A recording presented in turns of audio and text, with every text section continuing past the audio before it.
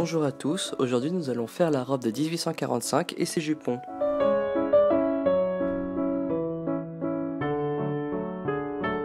D'abord je tiens à signaler que je n'ai pas tout enregistré ou alors que j'ai perdu certains de mes enregistrements. Du coup il y a beaucoup de passages que vous ne pourrez voir et que je vais devoir me contenter d'expliquer à l'oral. D'abord j'ai commencé par faire le jupon à cordes qui est le jupon qu'on porte en dessous de tout et qui donne de la structure aux vêtements. Pour le réaliser, j'ai utilisé 2,50 m de tissu en 1,50 m de large.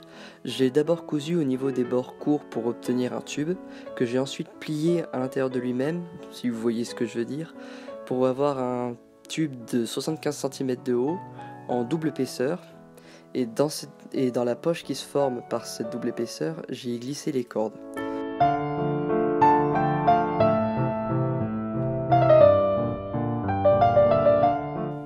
Donc j'ai cousu les cordes avec un pied spécial fermeture à glissière. Tout en bas j'ai cousu un cordon de 1 cm de large pour donner de la structure. Et ensuite comme le cordon ça coûte un peu cher, j'ai utilisé de la corde à maçon de 3 mm de large et j'ai cousu en enroulant au fur et à mesure pour avoir plusieurs rangées de cordons. J'ai ensuite recommencé cette étape plus haut à intervalles réguliers pour avoir plusieurs rangées de 3-4 cordons espacés de manière régulière.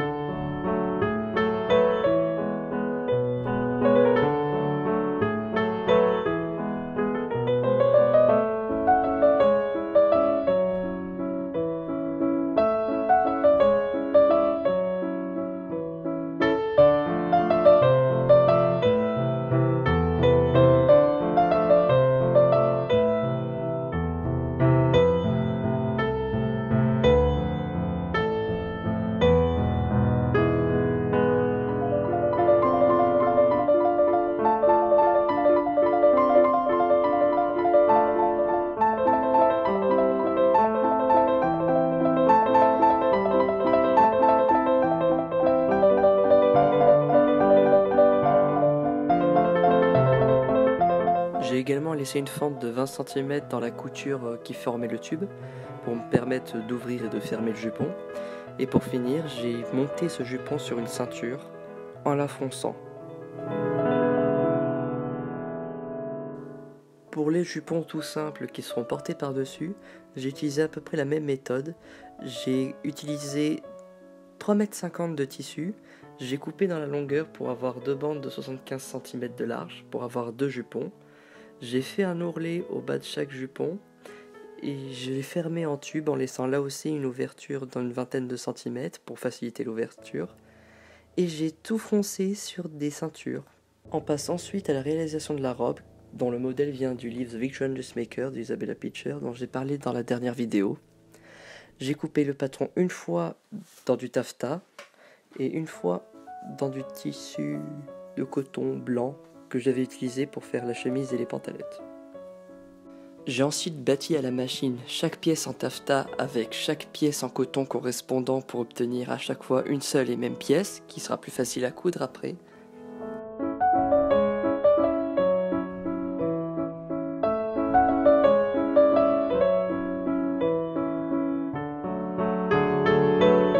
Ensuite j'ai cousu les pinceaux devant et je les ai surfilés avec un point zigzag.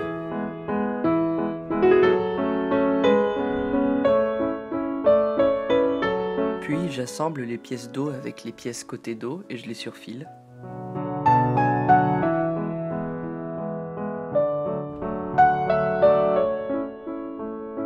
Et enfin j'assemble les dos au devant en commençant d'abord par la couture d'épaule puis la couture de côté.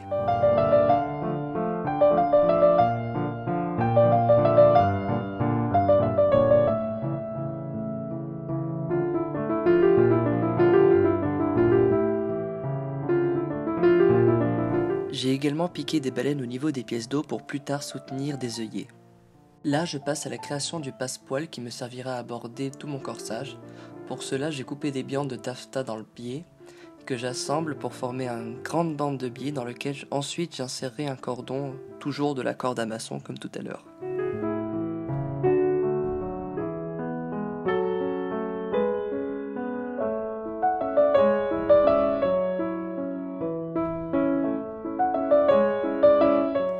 pouvez le voir, le corsage commence à prendre forme et j'ai également bordé le bas avec le passepoil précédemment fait.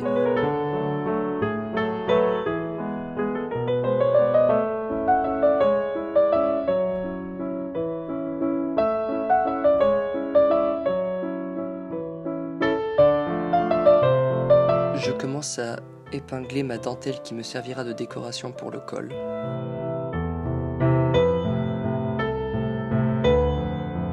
Et enfin, je la pique avec le passepoil qui servira pour border cette pièce.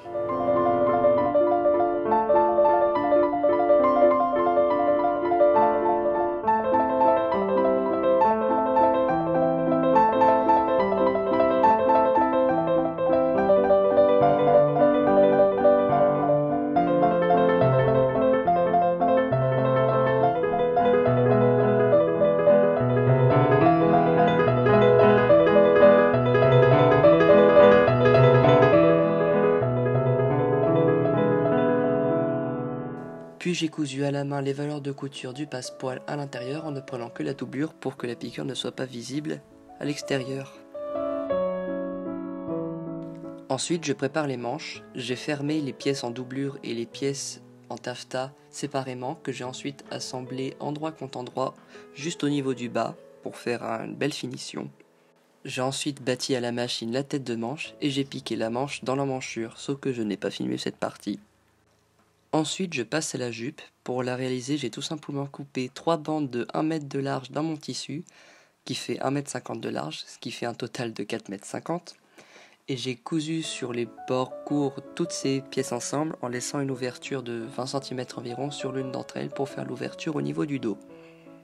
J'ai ensuite cousu une patte de fermeture au niveau de cette ouverture et j'ai cousu la jupe à la ceinture en faisant de larges plis. Et voilà, la robe est finie. Et voici des photos de la robe portée sur le modèle.